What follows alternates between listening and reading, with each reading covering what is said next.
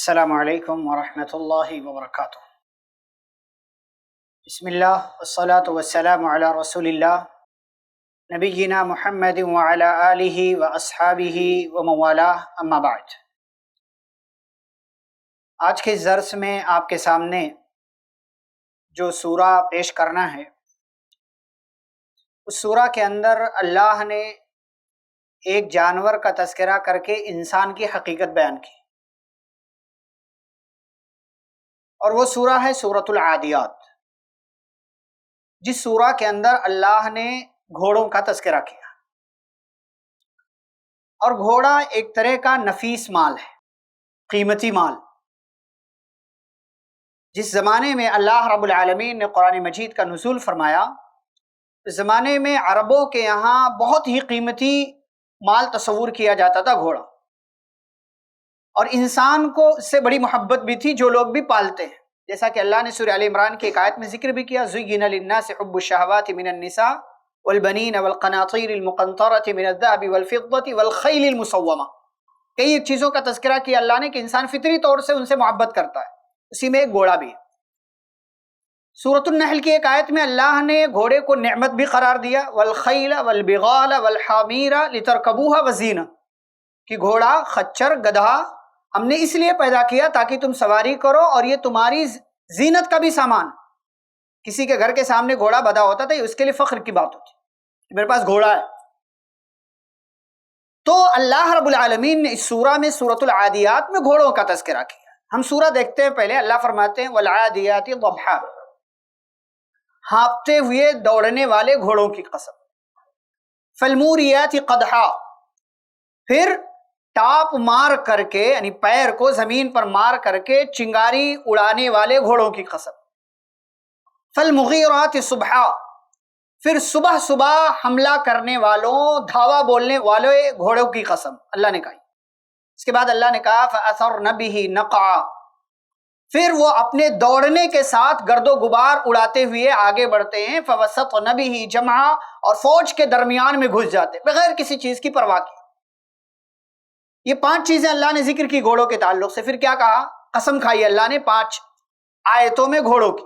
پھر کیا کہا؟ ان الانسان لربہ لکنود، بے شک انسان اپنے رب کا یقیناً بڑا ناشکرا ہے۔ ہم لوگ آیتیں کمپلیٹ کر لیتے ہیں، اس کے بعد آگے بڑھتے۔ پھر اللہ کہتے ہیں وَإِنَّهُ عَلَى ذَلِكَ لَشَهِيدٌ، اور انسان ناشکرا اس بات پر خود انسان گواہ بھی ہے۔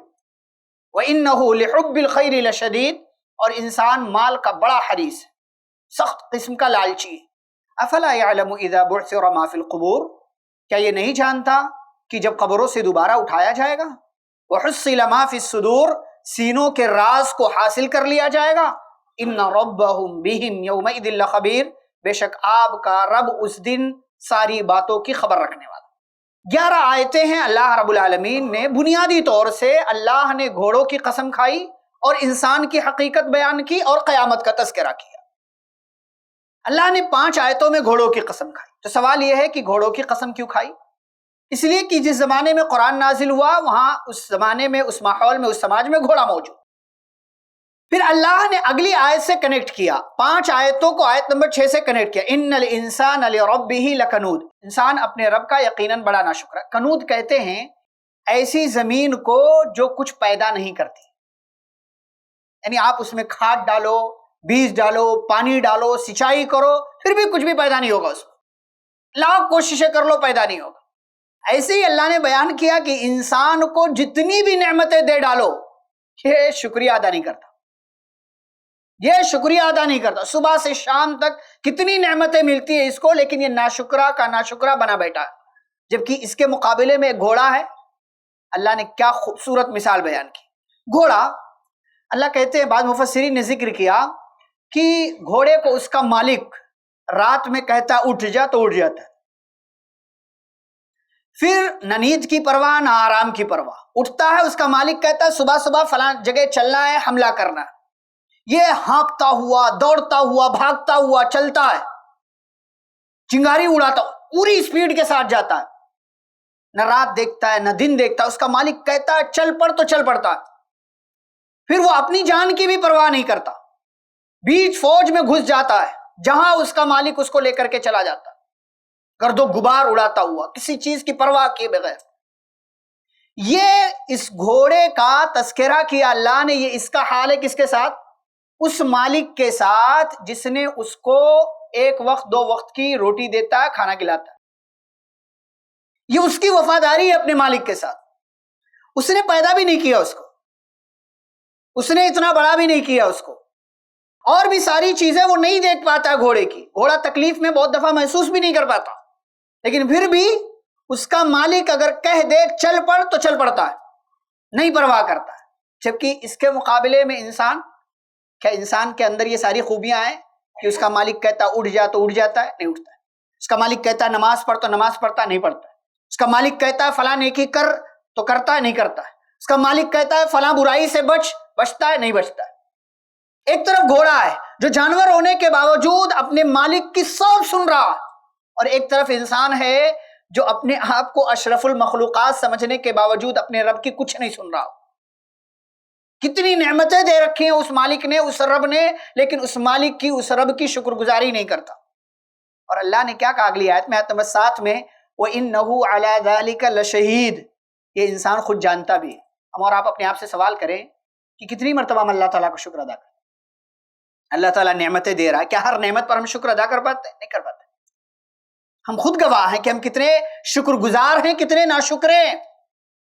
پھر اللہ رب العالمین آگے کہتے ہیں کہ ایک طرف یہ اس کی حالت ہے، دوسری طرف ناشکری کے باوجود اس کا معاملہ کیا ہے؟ وَإِنَّهُ لِحُبِّ الْخَيْرِ لَشَدِيدٌ، اتنا سب دیا ہے، شکر ادا نہیں کرتا، اور پھر آگے کیا کرتا ہے؟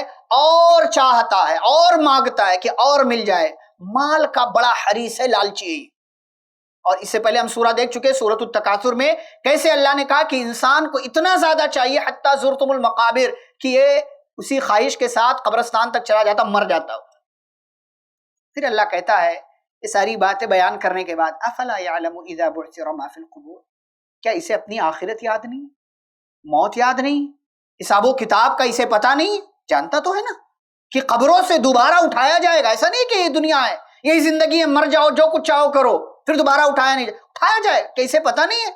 وحصل ما فی الصدور، اور صرف اٹھایا نہیں جائے گا، سینوں میں انسان دنیا میں رہتے ہوئے کیا کیا لے کر کے دنیا میں زندگی گزار رہا، یہ سب وہاں پتہ چلے گا۔ کہ نماز پڑھ رہے ہو تو کس لیے، سب وہاں راز کھلے گا۔ نیکیاں کرتے ہیں تو کس لیے، سارا راز کھلے گا۔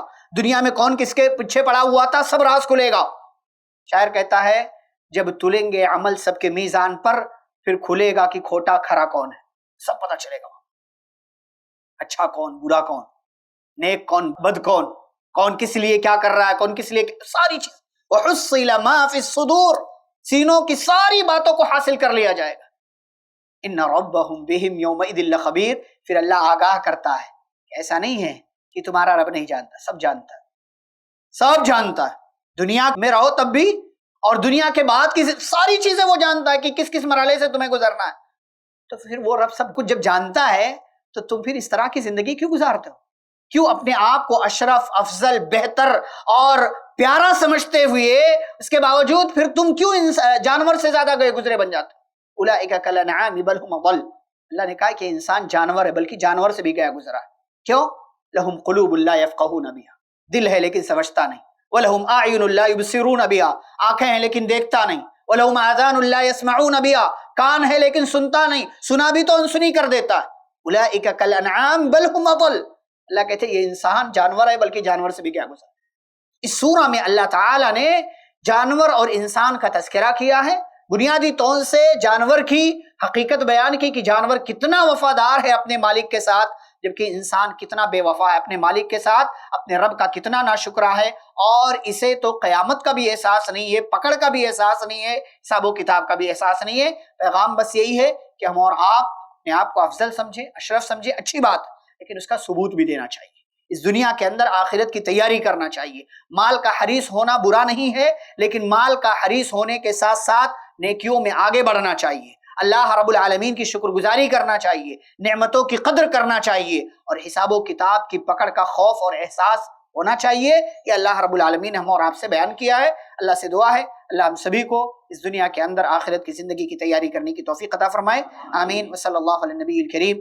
السلام علیکم ورحمۃ اللہ وبرکاتہ۔ ایسے ہی فائدہ مند اسلامک ویڈیوز دیکھنے اور منہج سلف پر کتاب و سنت کی تعلیمات کو عام کرنے میں ہمارا تعاون کریں، تاکہ آپ کے لیے ذریعہ نجات، جنت کے حصول کا سبب، ساتھ ہی مال میں برکت و اضافے کا ذریعہ بھی بنے۔ آمین۔ جزاک اللہ خیرن۔